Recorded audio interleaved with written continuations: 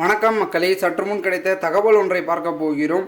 தொகுதிகளில் விறுவிறுப்பாக வாக்குப்பதிவு, முன்னிலையில் போகும் முக்கிய கட்சி திடீர் தகவல். இந்த ஒரு தகவலை பற்றி தான் நாம் பார்க்க போகிறோம்.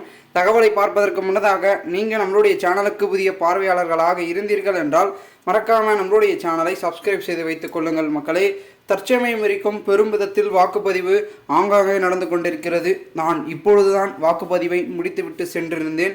பெரும் விதத்தில் வாக்களித்து விட்டேன். நீங்களும் மறக்காமல் அனைவரும் வாக்களியுங்கள்.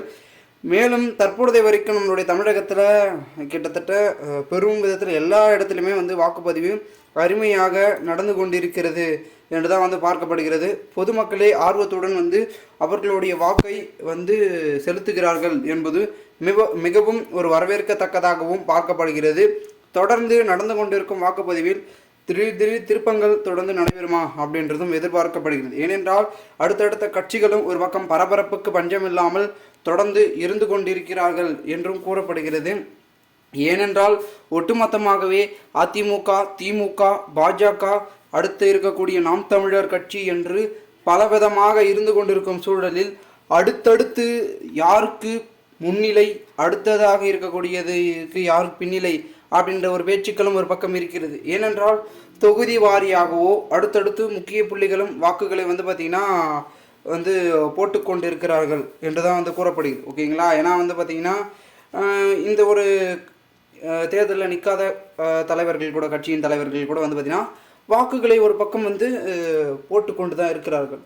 மேலும் இந்த ஒரு சூழலில் யாருக்கு மெஜாரிட்டி இருக்குங்க, அதாவது ஒரு மக்களுக்குள்ளே ஒரு பேச்சுக்கள் போயிட்டுருக்குல்ல, என்னதான் அப்படி இப்படின்னு முடிவுகள் இருந்தாலும் மக்களாம் இவங்க ஓகே அவங்க ஓகே அப்படின்னு பேசிட்டு இருப்பாங்களே, அது மாதிரி யாருக்கு பெரும் வாரியாக தமிழகத்தில் வாக்குகள் போயிருக்கு, என்ன நடந்து கொண்டிருக்கிறது அப்படின்னு கேட்டிங்கன்னா பெரும் வாரியாக போயிட்டுருக்குங்க வாக்குகள். ஓகே, நான் ஒரு முதலமைச்சர் அவர்கள் வாக்கு செலுத்தினார், அதுக்கப்புறம் அவர்களுடைய மகன் உதயநிதி அவர்கள் பெருமிதத்தில் வாக்கு, அப்புறம் ஓபிஎஸ் அவர்களும் அடுத்தடுத்து நிறைய புள்ளிகள் பார்த்திங்கன்னா வாக்குகளை சேகரித்து வாக்குப்பதிவு செய்து கொண்டு தான் இருந்தார். ஓகேங்களா?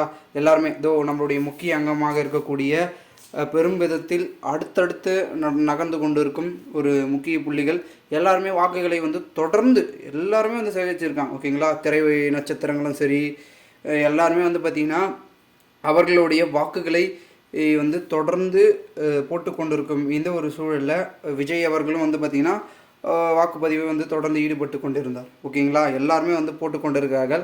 மெஜாரிட்டி எங்கே போயிட்டுருக்குன்னா நம்மளுடைய நாம் தமிழர் ஒருங்கிணைப்பாளர் சீமான் அவர்களும் ஓட்டுகளை குவித்திருக்கிறார். எல்லாருமே உதயநிதியாக இருக்கட்டும் பெரும் புள்ளிகள் போட்டு கொண்டிருக்கிறார்கள், வாக்குகளை போட்டு முடிச்சிட்டாங்க. ஓகேங்களா? இதில் தொகுதி வாரியாக யாருக்கு தான் அப்படின்றது இன்னும் கூட பார்த்திங்கன்னா ஒரு விறுவிறுப்பை ஏற்படுத்தியிருக்கிறது. பொதுமக்களின் கருத்து கணிப்பில் அவர்கள் வருவார்கள், இவர்கள் வருவார்கள் அப்படி இப்படின்னு சொல்லிட்டு இருந்தாலும் கூட மெஜாரிட்டி திமுகவுக்கா இல்லை பாஜகவுக்கா, அதிமுகவுக்கா, நாம் தமிழருக்கா அப்படின்றத ஒரு விறுவிறுப்பு வந்திருக்கு. ஆனால் பாஜக அதிகமாக தமிழகத்தில் விட்டது அப்படின்னு அதிகமாக சொல்கிறாங்க. அதுதான் பார்த்திங்கன்னா பெரும் வாரியாக இருக்குது.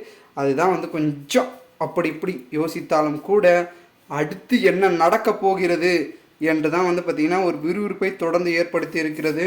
ஒரு பக்கம் அதிமுகவிலிருந்து பிரிந்து சென்றிருக்கும் பன்னீர்செல்வம் ஒரு பக்கம், அவரும் ஒரு பக்கம் பெரும் விதத்தில் இருந்து கொண்டிருக்கிறார். இதில் இபிஎஸ் ஒரு பக்கம் 33 வேட்பாளர்களை நம்ம பெருமாறியாக வெற்றி பெறணும். நம்மளுடைய டிஎம்கே திராவிட முன்னேற்ற கழகம் நம்ம 40 தொகுதி, அதாவது 33 தொகுதியிலும் பெரும்பான்மையை பிடிக்கணும் அப்படின்னு ஒரு பக்கம். அடுத்ததாக இருக்கக்கூடிய என்டிகே நாம் தமிழர் அவர்களும் நம்ம பெருமதியாக கணிச்சமான வெற்றிகளை பெற வேண்டும் அப்படின்னு ஒரு பக்கத்தை பார்த்திங்கன்னா அவர்களும் இருந்து கொண்டிருக்கிறார்கள். ஸோ எல்லார் பக்கமும் எல்லாமே இருக்கிறதுனால அடுத்து கொஞ்சம் பார்த்திங்கன்னா இன்று இரவு வரைக்கும் வாக்குப்பதிவு இருக்கும். ஓகேங்களா? கண்டிப்பாக ஒவ்வொருத்தராக போட்டுகிட்டே தான் இருப்பாங்க வாக்கை பொறுத்த வரைக்கும். அந்த ஒரு சூழலில் அடுத்து என்ன நடக்க போகிறது, என்ன மாதிரியான விஷயங்கள் என்பது பார்த்திங்கன்னா தொடர்ந்து இருந்து கொண்டிருக்கிறது.